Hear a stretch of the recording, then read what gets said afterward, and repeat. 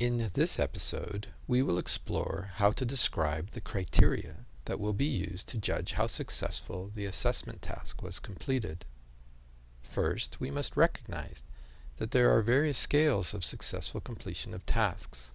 Some may be as simple as a pass or fail, or acceptable or unacceptable. More common scales would include a numerical ratio based on a maximum score possible. This can be marked as a raw score, for example, 7 out of 15 points, or it can be converted into a percentage of a ratio, for example, 47%. Different levels of the score can be equated to various levels of success, including acceptable, very good, or excellent. Often, this is consistently determined for the entire program. One common criteria for judging success is based on the quality of the artifact produced by the learner when completing the assessment task. This could include a paper, a presentation, written responses on a quiz or exam, or various other kinds of artifacts that can be judged.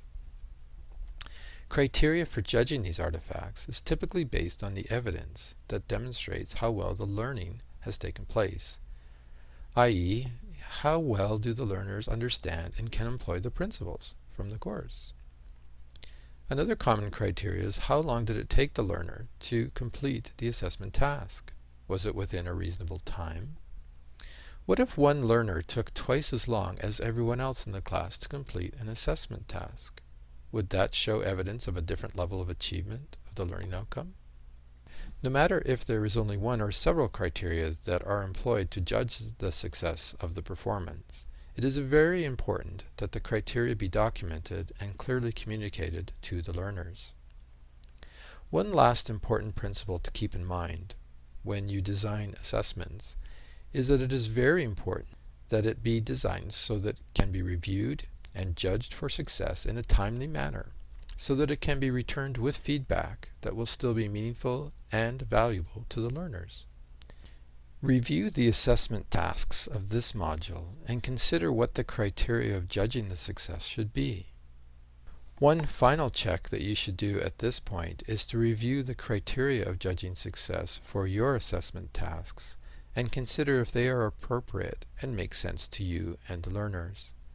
In summary, the 4 principles that you should remember and be able to employ from this presentation are: 1. Not all completions of tasks should be judged as successful. 2.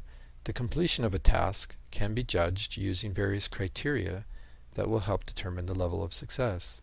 And 3. The quality of the artifact produced through the completion of a task and how long it took the learner to complete that task are common criteria for judging success. And finally, giving timely feedback to the learners on how successful their work was judged is very important to help learners find the assessment valuable.